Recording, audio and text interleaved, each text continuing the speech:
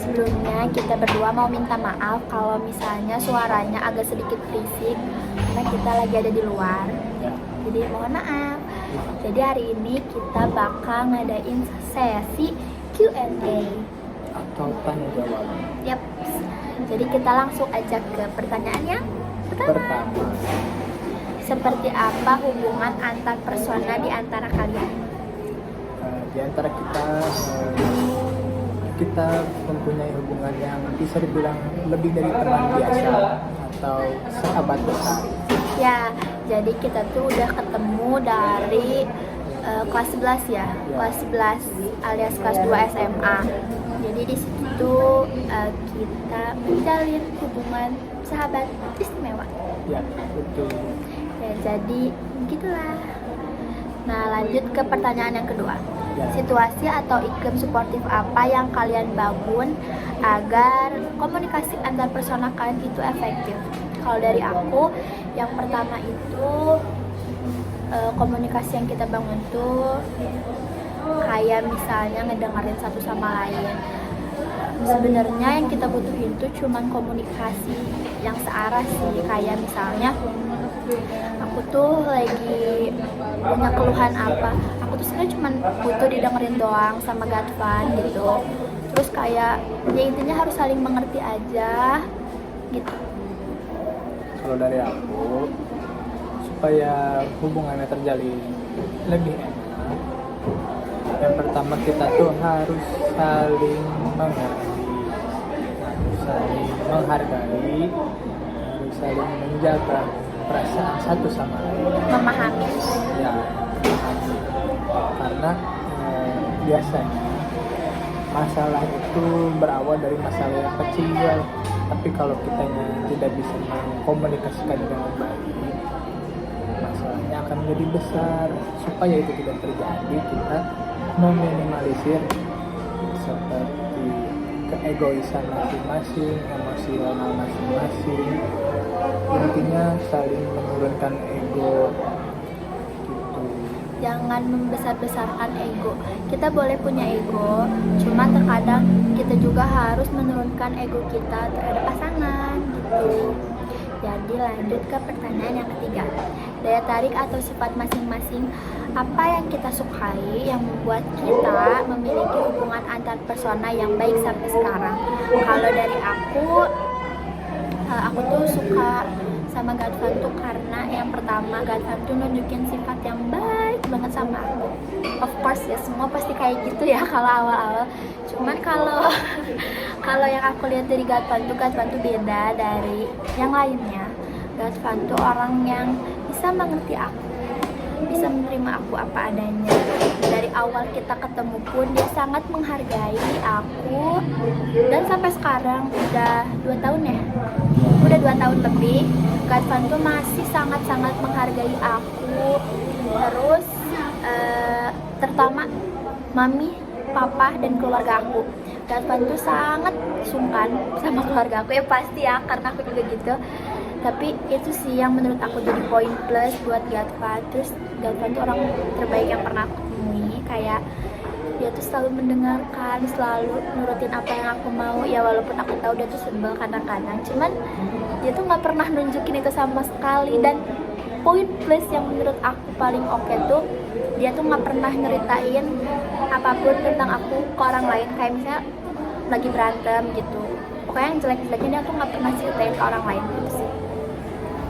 Dari aku ya, yang aku suka yang pertama pasti baik, terus bisa menerima apa adanya. Karena aku pertama tuh merasa tidak percaya diri, atau bahasa gaulnya tuh insecure, tapi dia selalu mengingatkan aku atau mensupport aku supaya aku bisa lebih percaya diri. Terus dia juga selalu mensupport aku buat mengejar cita-cita atau apapun itu yang aku mau. Kayak dia selalu menemani aku ada latihan, les, sekolah selalu nemenin. Pokoknya kapanpun itu kalau aku ngerasa kesepian, dia pasti selalu ada temenin aku gitu. Oke, cukup. Lanjut ke pertanyaan yang keempat. Konflik atau masalah apa yang pernah terjadi di antara kita berdua, dan apa dampaknya pada diri kita dan pada hubungan antar persona kita. Jadi kalau misalnya dari aku, konflik apa sih yang pernah terjadi? Yang paling pertama itu berantem. Itu kayak menjadi hal umum ya kalau misalnya dalam hubungan pasangan per pasangan itu. Jadi kayaknya kalau dibilang sering atau enggak berantem itu sebenarnya sering. Tapi kalau dipikir-pikir sekarang, hal yang kita berantem itu sebenarnya bukan hal yang besar, karena kita tuh nggak pernah berantem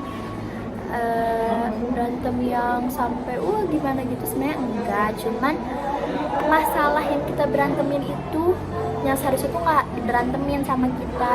Cuman terkadang aku sih sebenarnya yang sering kayak gitu. Aku tuh gengsian banget orangnya, dan aku tuh susah banget ngucapin maaf kalau misalnya aku lagi emosi. Kadang aku tuh suka kesel sama Gadvan tuh karena misal aku tuh pengen dia tuh ngelakuin A demi kebaikan dia juga, tapi dia tuh pengennya ngelakuin hal B, dan itu menurut aku tuh enggak banget, karena aku tuh nggak suka sama orang yang kayak gitu. Terus di situ tuh aku kadang emosinya tuh meluap-luap. Aku menutup diri aku untuk ngobrol sama Gadvan. Aku ngeblok Gadvan. Aku nggak angkat teleponnya karena diblok. Aku ngeblok Instagramnya, DM-nya dan lain-lain, nggak pernah aku balas sampai benar-benar aku reda, baru aku bisa balas Gadvan. Konfliknya biasanya dari hal-hal yang kecil ya, biasanya kayak yang tadi dia pengen gitu, akunya nggak ngerti. Kadang seharusnya kan itu bisa dibicarakan baik-baik, cuman kalau lagi emosi kan kita gak bisa mengontrol kata-kata. Nah, hal-hal yang kayak gitu tuh yang sering bikin masalah jadi besar tuh, karena komunikasinya kurang enak. Nanti kalau komunikasinya kurang enak kan kita juga suka mikir kemana-mana, suka mikir yang aneh-aneh. Terus terkadang kan kalau kita suka terbawa emosi juga ya, sama-sama emosi itu nanti ujung-ujungnya bisa berantem. Dan kadang-kadang aku tuh minta putus, alias tahan yuk, udahlah nggak usah ketemu lagi. Hal-hal seperti itu tuh berpengaruhnya tuh hubungan tuh cukup cukup signifikan ya kalau berantem. Sebisa mungkin dihindari, karena masih bisa kok sebenarnya dihindari. Cuman ya kalau emosi sesaat ya nggak apa-apa, masih bisa diperbaiki. Ya pokoknya intinya dampaknya kita jadi jauh, dan biasanya suka jadi kebawa ke suasana di sekitar. Saya kayak ke temen pun jadi kebawa emosinya. Temen yang gak salah pun kadang aku jadiin itu sasaran aku buat ngeluapin emosi aku gara-gara dia. Cuman sebisa mungkin kalau misalnya berantem jangan sampai orang tahu. Intinya kalau misalnya kalian atau semuanya punya hubungan, jangan sampai ada orang lain tahu buruknya pasangan kalian. Lebih baik disimpan baik-baik dan berikan kabar, bukan berikan kabar bahagia, berikan contoh yang baik aja, ya cerita yang baik. Ceritain pasangan kalian sebaik apa dia, setulus apa dia. Jangan sampai orang tuh tahu keburukan pasangan kalian. Cukup di kalian aja, karena kalianlah yang tahu pasangan kalian. Karena menceritakan yang buruk-buruk ke orang lain itu bukan solusi untuk memecahkan masalah, malah nyalain kompor udah gitu. Jadi kayaknya cukup aja sesi Q&A antar persona kita berdua. Semoga Q&A kita ini dapat menjawab semua pertanyaan. Dengan baru nih bos. Terima kasih. Terima kasih, dadah. Dadah. Terima kasih.